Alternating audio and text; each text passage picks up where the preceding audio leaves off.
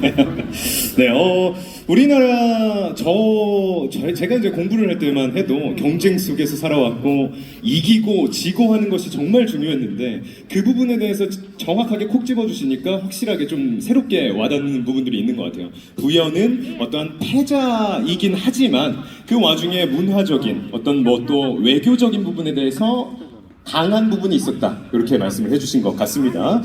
이어서 넘어가도록 하겠습니다. 아까 전에 또 세계유산에 대해서 소장님께서 말씀을 해주셨어요. 이곳 부여 곳곳이 세계유산으로 등재가 되어 있습니다. 하계사님, 현장에서는 세계유산의 등재의 의미 어떻게 설명을 하고 계신지 궁금합니다.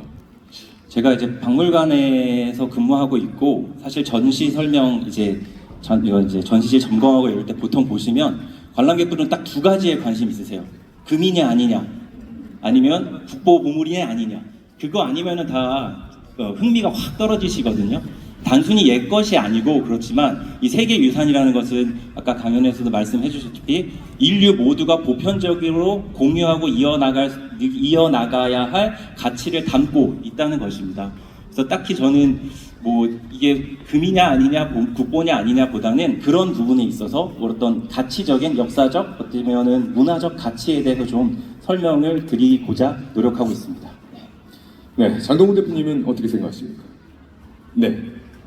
그러니까 어떻게 보면 아까 말씀하신 것처럼 인류 보편적인 가치도 담아야 되지만 또한 독창적인 가치도 같이 있어야 됩니다. 네, 그런 의미에서 백제가 특히 여기 부여에서 보여준 모습은 한 지역을 어떻게 정말 정밀하게 계획하고 어떻게 일어나고, 거의 망해가 직전에서 일어나고 그러다 어떻게 망했는지도 보여주는 굉장히 이 사이클이 잘 나타나는, 고고학적으로도 그래요. 그래서 정말 인류가 공통으로 추구하는 잘 되고 싶어, 이기고 싶어라는 것도 보여주지만, 또한 반대로 백제만이 할 수 있는 어떤 특징들이, 예를 들어 백제이기 때문에 여기다 성을 쌓았어, 백제이기 때문에 강변은 군사로 막기로 결정을 했어, 백제이기 때문에 그럼에도 불구하고 여기선 못 막았고, 여기선 뭐 병력을 더해만 했고, 부여이기 때문에 지형상 그렇기 때문에 이런 것들을 살펴볼 수 있기 때문에 저는 세계유산의 등장의 가치가 충분히 있다고 보고요. 이게 좀 말이 어려운 것 같지만 부여 내부를 정말 뭐랄까 좋은 가이드랑 같이 돌아다녀 보시면 알게 돼요. 아, 내가 왕이라면 나 같으면 여기다 성을 지었겠네, 근데 여기서 못 막아서 졌네, 이렇게 다 이해가 되거든요. 그래서 그런 의미에서 약간 부여는 특정 세력이 흥하고 망하는 거를 너무 잘 보여주는 그 땅이라고 생각해요.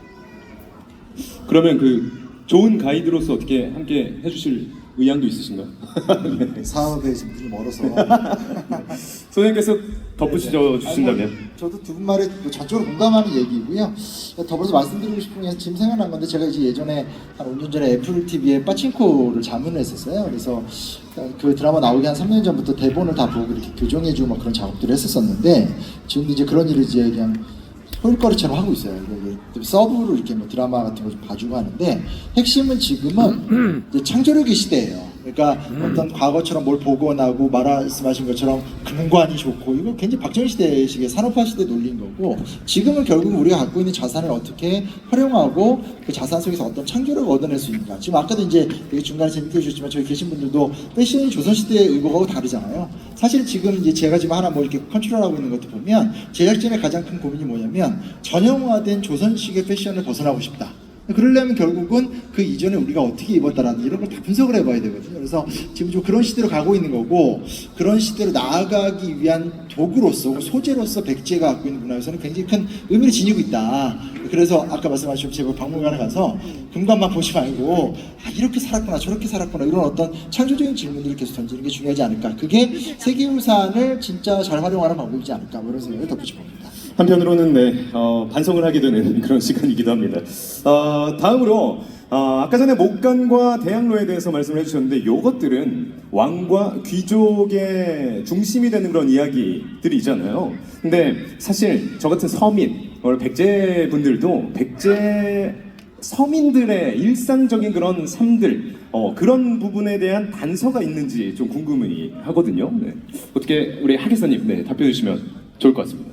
일단 뭐 서민이라고 하셨지만 예전 뭐 당장 뭐 100여 년 전에 조선시대까지만 해도 글이라는 것을 알고 쓸 수 있는 사람은 다 식자층이었습니다. 그래서 이런 목간 같은 것들은 보통은 이제 관료나 이런 사람들이 사용했다는 흔적이고요.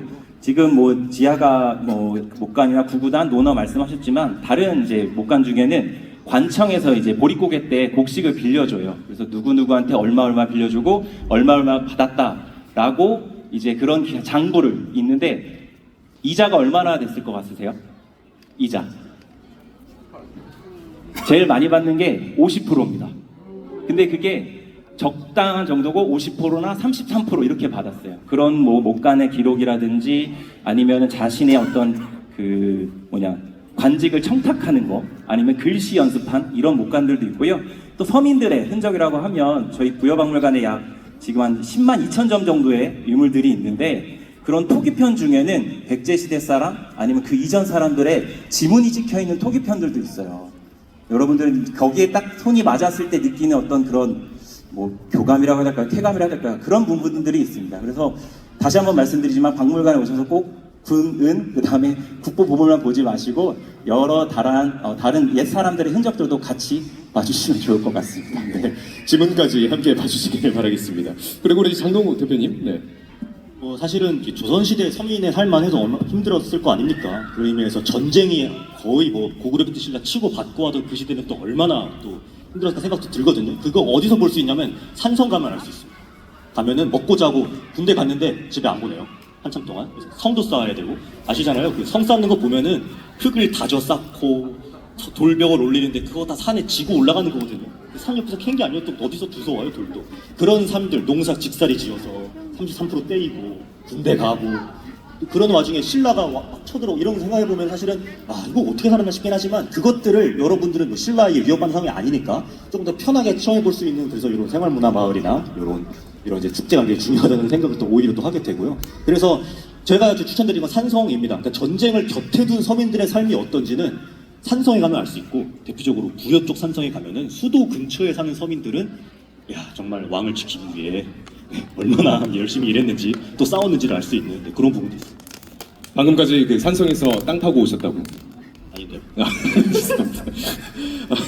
소장님, 네, 말씀 드리겠습니다. 잘안 맞으시는 것 같아요.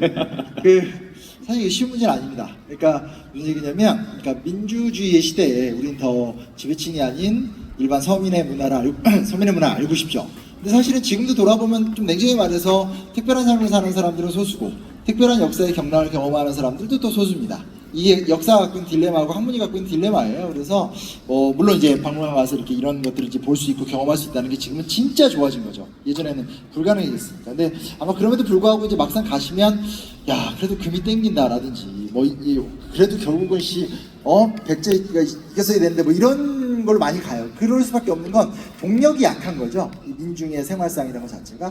그래서 그런 부분은 이제 어떻게 해결해야 될지는 사실은 각각의 전문가들도 고민을 많이 해봐야 되겠는데 제가 여기서 그냥 살짝 제안드리고 싶은 건 역사학적으로 얘기는 아니지만 문학 같은 거 좋아하시는 게 도움이 돼요. 그러니까 무슨 얘기냐면 이제 시대는 전혀 다르지만 예를 들면 예전에 그 춘원 옛날 소설인데 춘원 이광수가 썼던 소설을 보면 백제인이 전쟁하러 나갔다가 그 신라인이 전쟁하러 나갔다가 백제에서 포로로 잡힌 다음에 거기서 이제 결혼하고 애 낳고 살고 이런 얘기를 단편 소설로 다룬 게 있어요. 그러니까 그거는 고고학적 근거나 역사적 근거 전혀 없죠. 하지만 작가의 상상력이지만 있을 법한 이야기거든요.